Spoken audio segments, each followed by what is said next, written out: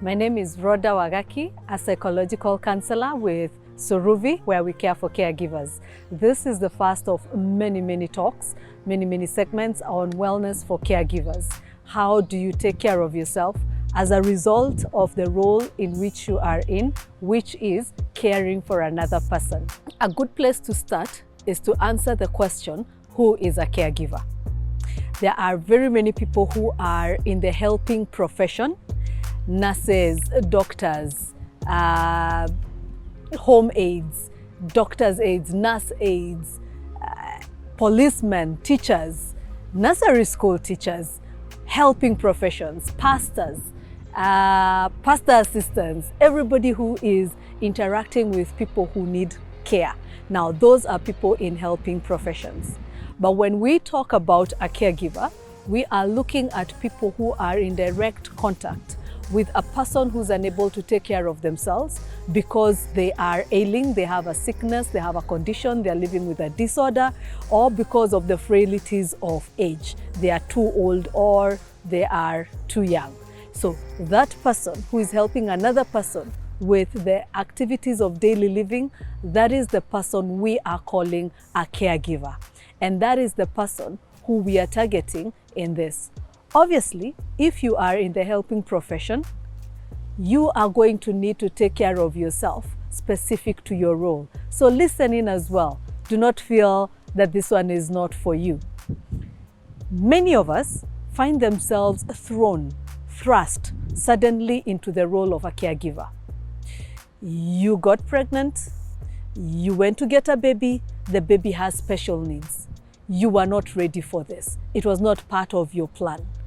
You went to visit a doctor, taking a loved one to see the doctor. You came out with a file that has a diagnosis and a treatment plan that was going to last the rest of their lives. You became the primary caregiver to that person.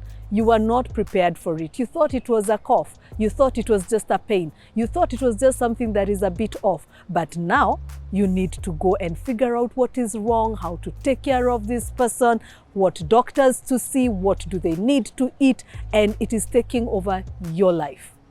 You're a caregiver. I come from a long line of caregivers. My mom was in the helping profession. She was a nurse.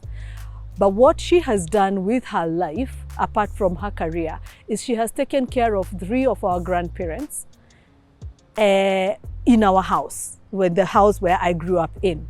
So in that setting, she was the primary caregiver. She decided what they would eat, when they would eat. She took care of their medication. She took care of doctor's visits. She was the primary caregiver. I and my siblings, we were the supporting cast, or secondary caregivers, if you may, because we received the instructions on what to do. Go make this for your grandmother, go make this for your grandfather, go hang their clothes, make sure they're clean, go make their beds. We were the supporting cast. She received the brunt of the role, my mother. We were buffered from the main effects of the role of a caregiver, but that did not stop us from also getting worn out to a certain level. Then there were my uncles and my aunties who from a distance helped take care of my grandfather and my grandmother. They would send resources like food, hospital visit money. They would come visit on and off.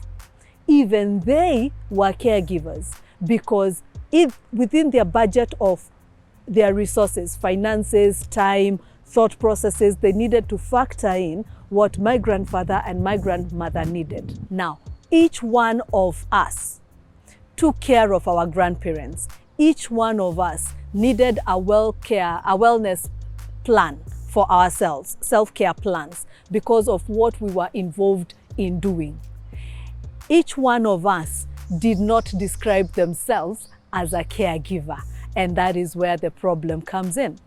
Because for every time a caregiver describes themselves within the relationship that they have with their loved one, that is, you call yourself the father, you call yourself the mother, you call yourself the daughter, the son, the spouse, then you do not see what your role is doing. You do not see the extra weight of what you are doing and how it is impacting on you. So it is important for us to be able to separate that, yes, I am in a relationship with this person I'm taking care of, but I am also a caregiver to this person.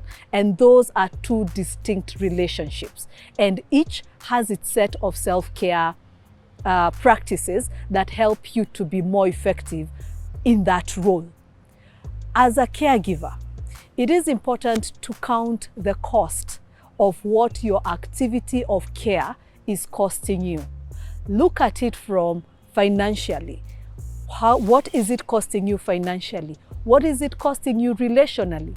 What is it costing your career or your academics taking care of this person? What is it costing you spiritually to take care of this person? What is it costing?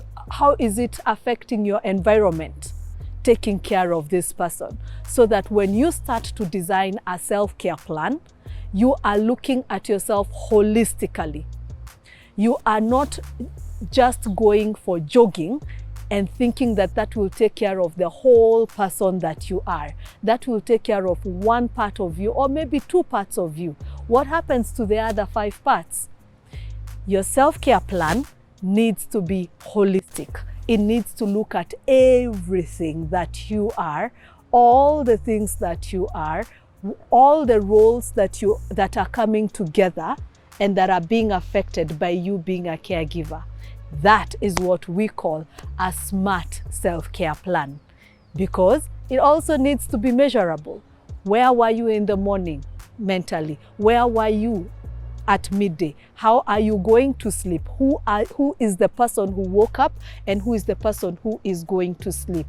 How effective are they? How well are they? How good are they to wake up tomorrow and continue being effective as a caregiver and as a human being in their own right, in their own life? So here is a question you as a caregiver, we shall be helping you answer. Who is the person who woke up to care for another person?